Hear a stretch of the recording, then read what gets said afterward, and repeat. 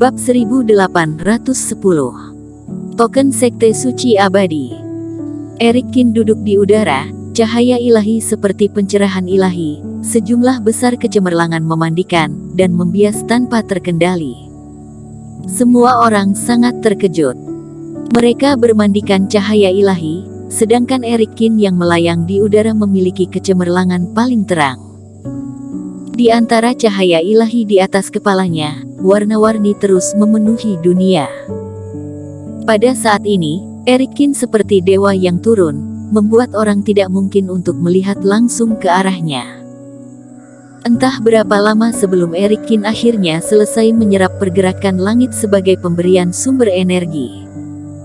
Penglihatan langit menghilang, dan Eric Kin juga perlahan jatuh. Pada saat ini, melihat Eric Kin, Ye Siwu, dan yang lainnya memiliki perasaan yang tidak dapat dijelaskan. Meskipun kultivasi Eric Kin belum membaik sama sekali, dia memiliki aura Dao yang sedikit lebih luar biasa. Sama seperti makhluk abadi yang keluar dari debu, meskipun berjalan di dunia, ada penghalang antara dia dan dunia. Itu tidak akan pernah terkontaminasi oleh debu, dan memiliki temperamen yang tak terlukiskan, membuat orang merasa malu. Penguasa Istana Es, Finola Su dan yang lainnya sudah merasakan penampakan diagonal langit dan bumi, dan mereka juga sudah datang ke lembah saat ini. Pasukan Es, salam pemimpin. Saat Eric Kin mendarat, Ye Siwu tampak bersemangat dan berlutut. Wow! Ratusan pasukan Es berlutut pada saat yang sama, tampak serius dan hormat. Lebih dari 70 kultivator fase transendensi, lebih dari 20 fase distraksi berkualitas tinggi, aura membaur, kekuatan heroik, momentum yang dihasilkan sangat mengejutkan. Eric Kin diperintahkan oleh penguasa Istana Es sebagai pemimpin mereka 7 hari yang lalu, tetapi saat itu sang putri memerintahkan dan pasukan Es hanya sekedar menjalankan. Tapi sekarang, mereka tulus dan menganggap Eric Kin sebagai pemimpin mereka. Mereka menganggap Eric Kin sebagai komandan sejati yang bisa setia kepadanya dan mati untuknya. Selama dia memberi perintah, mereka tidak akan pernah mempertanyakan ataupun meragukan sedikit pun. Dia juga satu-satunya pemimpin pria yang diakui dalam 10 juta tahun sejak pasukan Es didirikan. Bangun, kembali istirahat semua, dan latihan dengan baik. Masih ada 2 hari sebelum perjalanan tanah ekstrim.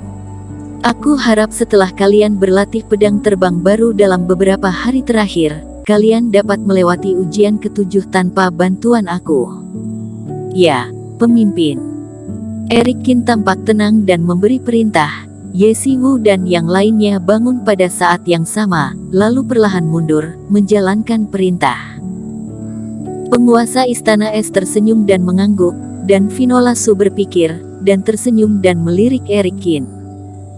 Dia tahu bahwa Eric Kin bisa melakukan semua ini. Mengetahui bahwa Eric Kin baru saja menyerap sumber energi dan perlu bertapa untuk menenangkan diri, penguasa istana, Nenek Yu dan yang lainnya tersenyum dan mengucapkan selamat, lalu pergi satu demi satu. Adapun Finola Su, Eric Kin menyentuh mulutnya saat ini, sedikit mengenang. Masih ada aroma yang tertinggal di sini, dan kehangatannya sepertinya tidak hilang.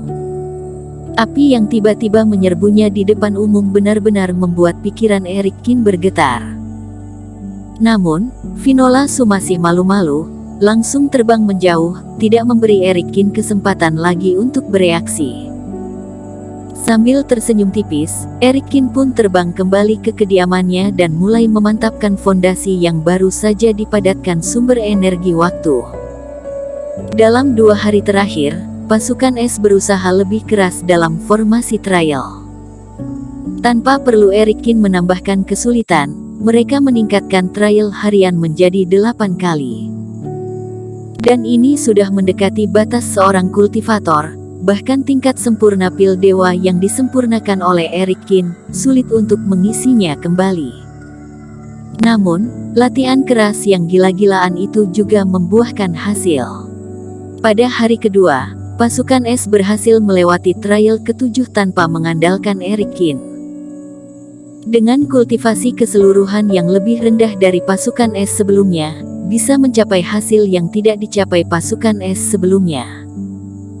Sementara semua orang bersuka cita, wajar untuk memahami bahwa sebagian besar kejayaan untuk semua ini adalah karena keberadaan Eric Kin. Dalam beberapa hari terakhir, Fugo Sen dan kedua muridnya juga bekerja keras untuk memurnikan alat, dan bekerja sama dengan kultivator pemurnian alat yang dikirim oleh penguasa Istana Es, sehingga setiap pasukan es memiliki pedang terbang yang paling cocok untuk memainkan teknik pedang Dewa Es. Setelah itu, Eric Kin pun menyerahkan bagian gambar puppet kepada Fugo Sen. Fugo Sen langsung heboh, kumis dan janggutnya berdiri. Gambar sempurna buku langit tanpa kata adalah keberadaan sempurna di dunia ini. Setelah melihatnya, Fugo Sen terkejut dan merasa bahwa dia telah mendapat banyak manfaat, dan bahkan menggunakan beberapa bagian dari pagoda 100 pusakanya sebagai referensi. Sebagai ucapan terima kasih, Fugo Sen juga memperbaiki sepenuhnya puppet Eric Kin fase transendensi puncak, sehingga Eric Kin mendapat satu dukungan lagi selama perjalanannya ke tanah ekstrim. Dengan 1 hari tersisa untuk pergi ke tanah ekstrim, Eric Kin melambaikan tangan dan langsung menutup formasi percobaan, memungkinkan pasukan es untuk beristirahat pada hari terakhir agar reiki dan kerohanian dapat pulih. Jika semua orang terus mengencangkan tali, mereka akan sangat mudah lelah. Dan sekarang pasukan es telah lulus ujian ke-7, ujian hari ini tidak berarti besar. Setelah Fugo Sen dan muridnya pergi dan mengambil obat penawarnya, ketika Eric Kin hendak kembali ke kediamannya, dia menerima transmisi suara dari penguasa Istana Es yang mengundangnya untuk pergi ke sana sebentar. Dengan hanya 1 hari tersisa sebelum keberangkatan, seharusnya ada sesuatu yang penting untuk dijelaskan. Di dalam istana penguasa Istana Es, Eric Kin, Finola Su dan Nenek Yu semua menerima transmisi suara dan masuk ke dalamnya. Eric Kin, Finola Su, simpan ini. Ini adalah tanda terpenting untuk memasuki sekte suci abadi. Di istana, penguasa Istana Es memberikan tanda perunggu kepada Eric Kin. Eric Kin menerimanya dan meliriknya. Token itu bertekstur sederhana, dengan kata-kata Yongji terukir di atasnya. Pada saat yang sama, ada napas yang beredar di token, yang terus-menerus terjerat dengan napas Eric Kin. Guru, ada apa ini? Sepertinya digunakan oleh pemilik yang diakui, kata Finola Su. Ya, ini adalah token sekte-sekte suci abadi. Kalian harus meneteskan darah untuk mengaktifkan. Setelah memasuki tanah ekstrim, hanya mereka yang memiliki benda ini yang dapat memasuki perjalanan gunung suci tertinggi abadi. Penguasa Istana Es menjelaskan. Token ini butuh banyak usaha dan bahkan banyak nyawa pengorbanan dari nenek moyang Istana Es Arktik untuk akhirnya bisa mengeluarkannya. Item ini telah diproses secara khusus. Selama mengenali pemiliknya, token itu dapat menipu formasi sekte suci kuno, dan mengakui identitas kalian. Alasan kenapa aku mengeluarkannya sekarang bukan karena aku tidak percaya pada kalian berdua. Hanya saja peraturan Istana Es memang seperti ini, paling aman untuk mengeluarkannya sehari sebelum keberangkatan. Kata penguasa Istana Es. Penguasa istana benar. Sebelumnya saat Istana Es kita tidak memiliki aturan seperti itu, ada 4 token sekte. Itu karena 2 murid terbunuh dalam serangan diam-diam setelah mendapatkan token, dan aturan ini diubah. Selain Nenek Yu juga menjawab. Jadi tolong lindungi token ini juga. Setelah benda ini hilang, Istana Es akan kehilangan kesempatan untuk memasuki Gunung Suci. Eric Kin tahu bahwa hanya dengan token sekte dia dapat memasuki inti sebenarnya dari sekte suci. Nilai token ini secara alami luar biasa. Begitu diberikan lebih awal ke tangan murid, dan beritanya bocor, memang mudah menimbulkan masalah. Perjalanan tanah ekstrim akhirnya akan segera dimulai. Mata Eric Kin bersinar dengan antisipasi saat dia meneteskan darah untuk mengaktifkan token.